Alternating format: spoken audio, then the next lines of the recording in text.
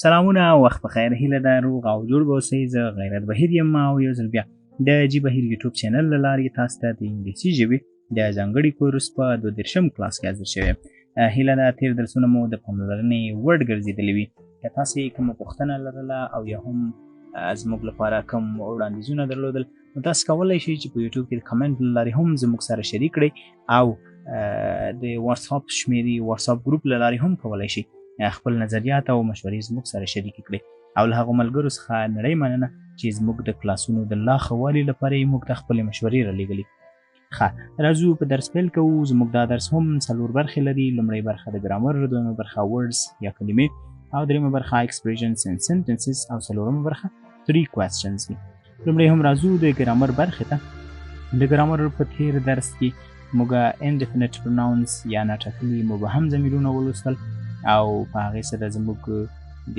پروناون برخه تر هغه وخته پورې پای ته ورسېده د نن ورځې درس چې دی زموږ په parts of speech کې دی یا د کلام په اجزاو کې دی صحیح ده د دې یو ډیفینیشن موږ په پخوانیو کلاسونو کې کړی و دلته راځو ډیټایلز په پوره معلومات سره په دې برخه کې غږیږو لومړی هم راځو د parts of speech definition یا تعریف ته وایي چې words are put together to make sense in the sentences.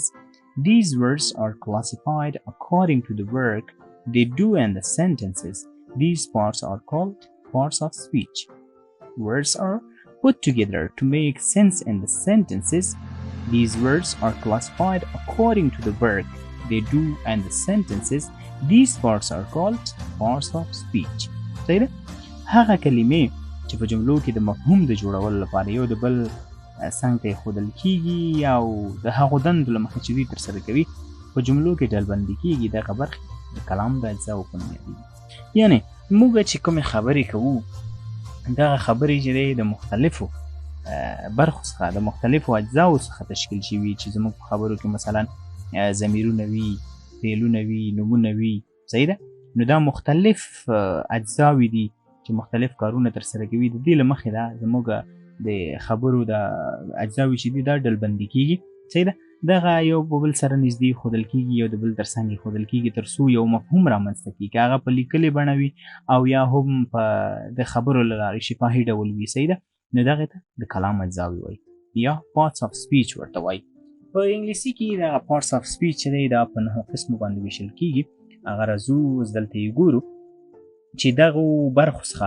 د انګلیسي ژبې خبرې اترې جوړې شوي دي په نورو ژبو کې هم همداسې وي او په یو څه توپیر سره parts of speech consistent د کلام اجزاوې عبارت دي له د په ژبه کې تر ټولو مهمې خبرې دا دي د کلام اجزاو یا parts of speech د ژبې د ګرامر یو مهمه برخه جوړوي نو تاسو هڅه وکړئ چې په دغې برخه باندې ځان پوه کړئ انشاءالله په راتلونکي کې به بیا له ستونزو سره نه مخ کېږي د کلام اجزاوې موږ ویلي parts of speech consistent د کلام اجزاوې عبارت دي له اول noun معنا نوم pronoun ضمیر یا نومځری په پښتو کې ورته نومځری وایي په فارسي کې ورته ضمیر وایي او په عربي کې هم ضمیر وایي او په سی کې وایي چې په ترډ کې verb فعل adjective ستاین نوم یا صفت adverb head preposition د اضافت توره conjunction د ارتباط یا نښلونکې توره interjection د غږ یا ندا توره او article د تعریف توره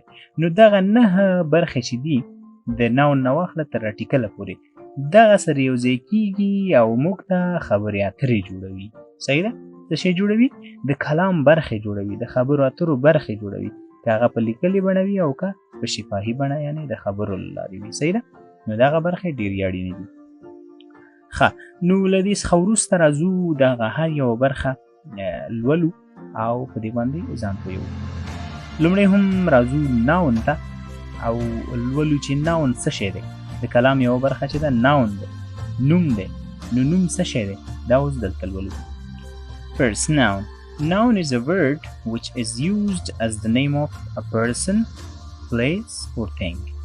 Noun is a word which is used as the name of a person, place, or thing. صحیح ده؟ وایي نوم یوه کلمه ده چې د یو شخص ځای او څیز د نوم لپاره د نومونې لپاره کارول کېږي صحیح ده یو شخص ځای او څیز ته چې کومه کلمه موږ کاروو د هغې د پېژندلو لپاره هغې ته څه وایي ناون ورته وایي. یا نوم هغه کلمه ده چې د یو شخص ځای یو یا څیز د نومونې لپاره کارول کیږي. لکه څنګه احمد یو شخص شو. صحیح ده؟ کابل یو ځای شو او چیر یو څیز شو. صحیح ده؟ نو موږ هغه کلمه چې د یو شخص ځای یو څیز د نومونې لپاره کاریږي د څه شي په نوم یادیږي؟ د ناون په نوم یادیږي. هغه ته اسم یا ناون.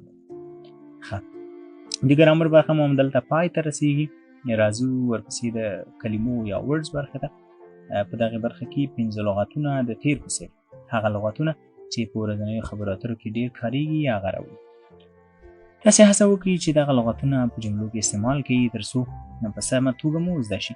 لومړی هم راځو د دغه لغتونو پروننسیشن یا تلفظ ته، ورپسې بیا ژباړې ته راځو. hard hurry hate hand headache. hard معنا سخت یا کلک. hurry بیړه کول، چالاکی کول. hate سر یا سرپرست. hand لاس. headache سردرد. headache معنا د سردرد. په دې سره د کلمو برخه پای ته رسیږي. ورپسې راځو د expressions and sentences اصطلاحات او جملو برخې ته، او په دې برخه کې هغه اصطلاحات او جملې لولو چې په ورځنیو خبرو اترو کې ډېر کارول کیږي. په ننني درس کې د انګلیسي ژبې ډېر کارېدونکي اصطلاحات او جملې زموږ له دې څخه پیلېږي. لومړی هم راځو پروننسیشن ته، بیا ورپسې ژباړې ته راځو. why such a hurry what's the rush I have this much sense what's wrong with it say it again don't be over smart ها why such a hurry دومره بیړه د څه لپاره؟ why such a hurry دومره بیړه د څه لپاره؟ یو کس دی اوس مثلا ډېره بیړه لري، ورخطا دی، ورته why such a hurry دومره بیړه د څه لپاره؟ یا what's the rush څه ته بیړه لري؟ ولې ورخطا یې؟ چېرته چالاکي کوي؟ صحیح ده؟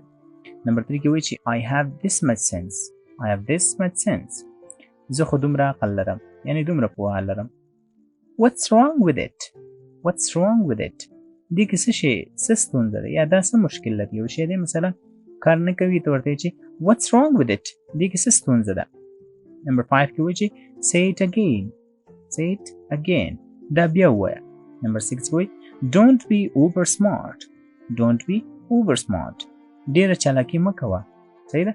یا ډېر چالاک کېږه مه. لومړی سلایډ پای ته ورسېد، دویم سلایډ ته راځو. په دویم سلایډ کې هم یو څه اصطلاحات او جملې لرو. نمبر 7 کې وایي چې can I ask you something what's going on talk to you later well done keep it up everything is fine I'll call you back can I ask you something آیا زه درڅخه څه پوښتلی شم؟ what's going on څه روان دي؟ what's going on څه روان دي؟ talk to you later زه در سره بیا وروسته خبرې کوم. well done keep it up یو چا یو ښه کار کړی وي، یو کامیابي لاسته راوړي، ته ورته well done keep it up ډېر ښه دوام ورکړه. keep it up دوام ورکړه. everything is fine هر څه سم دي. everything is fine هر څه سم دي. I'll call you back زه تا ته بیرته زنګ وهم. صحیح ده؟ زه تا ته بیرته زنګ وهم. د اصطلاحاتو او جملو برخه هم دلته پای ته رسیږي. څلورمې برخې ته راځو. 3 questions 3 پوښتنې، او په دې برخه کې په تیرو 3 برخو ګرامر، words, expressions and sentences په هره برخه کې یوه پوښتنه لرو. لومړی هم د ګرامر د برخې پوښتنې ته راځو، او د ګرامر د برخې پوښتنه په لاندې ډول ده. په لاندې تعریفونو کې سم تعریف په نښه کړئ. صحیح ده؟ A کې وایي چې noun is a word which is used as the name of a person, place or thing. B کې وایي چې noun is a word which not used as the name of person, place or thing. او په سی کې راځي چې noun is a sentence which used as the name of a person, place or thing. هر یو چې ستاسو په نظر صحیح وي هغه آپشن په یوټیوب کې د کمنټ برخه کې انتخابوئ. د ګرامر د برخې پوښتنه مو دلته پای ته رسیږي. ورپسې راځو د کلمو د برخې پوښتنې ته. او د کلمو د برخې پوښتنه کې موږ د تیر په څیر یوه کلمه راوړو او د هغې لپاره 3 سپیلنګونه یعنی 3 ډوله لیکل راوړو. کوم یو چې ستاسو په نظر صحیح وي هماغه انتخابوئ او د سم ځواب په ورکولو سره 1 نمبر ترلاسه کوئ. کې بیړه کول زموږ د نن ورځ لغات بیړه کول دي. 3 سپیلنګونه تاسو ته درکړل شوي کوم یې صحیح وي هغه انتخابوئ. د کلمو د برخې پوښتنه مو همدلته پای ته رسیږي او وروستۍ پوښتنې ته راځو او هغه هم د اصطلاحاتو جملو د برخې پوښتنه ده. او په دې برخه کې موږ په هر کلاس کې یوه پښتو جمله راوړو. د هغې لپاره 3 انګلیسي اپشنونه راوړو. کوم یو چې ستاسو په نظر صحیح وي هماغه انتخابوئ. څنګه ویلی شو چې زه در سره بیا وروسته خبرې کوم. زه در سره بیا وروسته خبرې کوم. کې وایي چې talk to you later. بي کې وایي چې talk you to later او څه کې وایي چې talk you later to. کوم یو چې صحیح وي هماغه انتخابوئ. په دې سره زموږ د نن ورځې درس هم همدلته پای ته رسیږي. که تاسې له کومې پوښتنې سره مخ کېږئ او یا هم کوم وړاندیز لرئ هڅه وکړئ چې په یوټیوب کې د کمنټ برخه کې موږ ته ولیکئ او یا هم زموږ ځانګړي واتساپ ګروپ کې خپل نظرونه زموږ سره شیر کړئ. له لیدو څخه مو یوه نړۍ مننه او له هغو ځانګړو ملګرو څخه هم ځانګړې مننه چې په فیسبوک او نورو سوشل میډیا کې زموږ د یوټیوب چینل ویډیوګانې شیروي تر څو نور ډېر ملګري هغه ملګري چې کورسونو ته لاسرسی نه لري او یا هم د وخت نشتون سره مخ دي هغه وکولی شي چې زموږ کلاسونه وګوري او خپله انګلیسي ژبه اصلاح کړي او ښه کړي. ښه هیله ده ویډیوګانې لایک د ملګرو سره شریک او چینل سبسکرایب کړئ. ښه وخت او ښې چارې ولرئ.